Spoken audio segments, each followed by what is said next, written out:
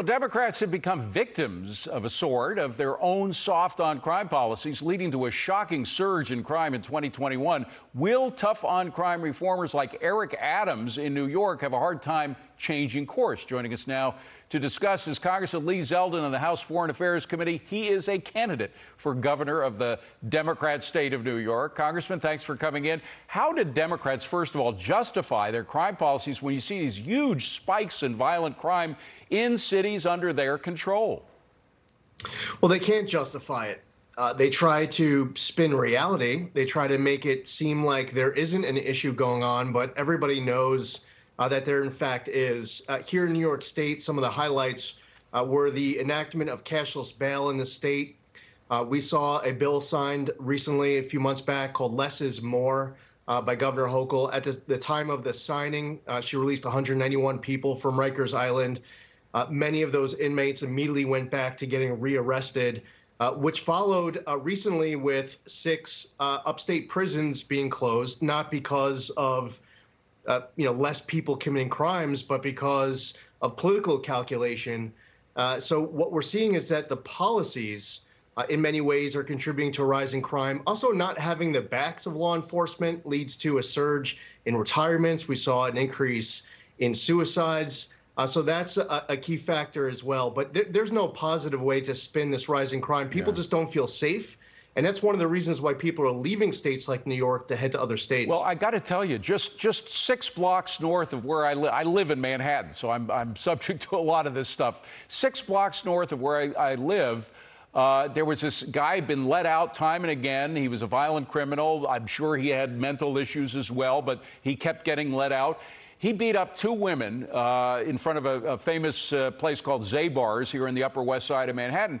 Beat him up. One woman, he hit her jaw so hard it broke, went to the side. She's totally disfigured.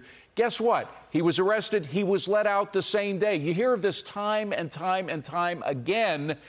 So even if Eric Adams, the new mayor who takes office in a couple of days from now, even if he has the best of intentions and follows through on what he said he's going to do, he's got to face these laws that let these violent criminals out. What's he going to do? Yeah, that's right. So from one respect, he can improve the culture where NYPD officers feel like the elected officials have their back.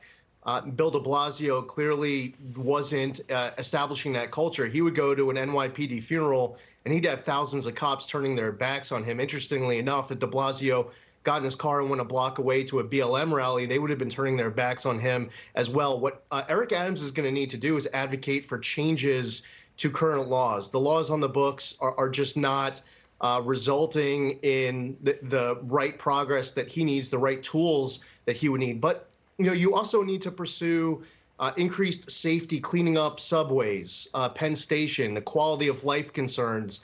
You're starting to see local DAs who are not prosecuting some of the lower level offenses. It's going to be important for the mayor to be applying pressure on the district attorneys to say, hey, listen, if a crime's committed, investigate, prosecute, people owe a debt, you need to chase after it.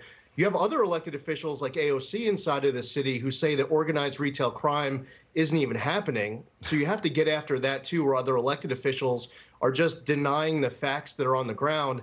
You also have to go after the violent hate. We've seen the violence against the anti-Asian community, against the Asian community.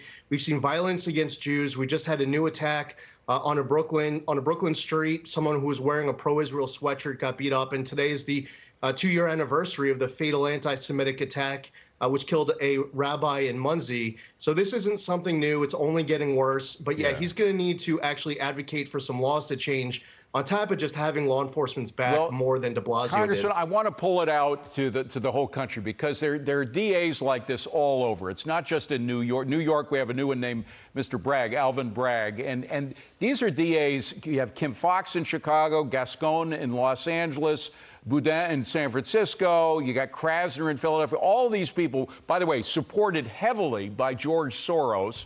It's amazing how he picks these people that are all the same in terms of letting violent criminals out. What do you do about this? A lot of people, when they go to vote, they don't think about voting for prosecutors. They just look at the top of the ticket.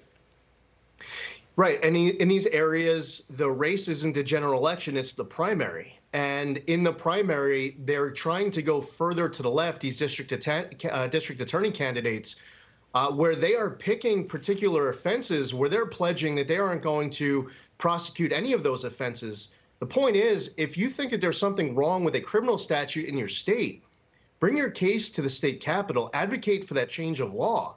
But ultimately, when the law is put on the books, your job is to investigate and prosecute because the debt is owed to society. But if you're really trying to get to the heart of why it's happening, it's because of these primaries in the Democratic Party.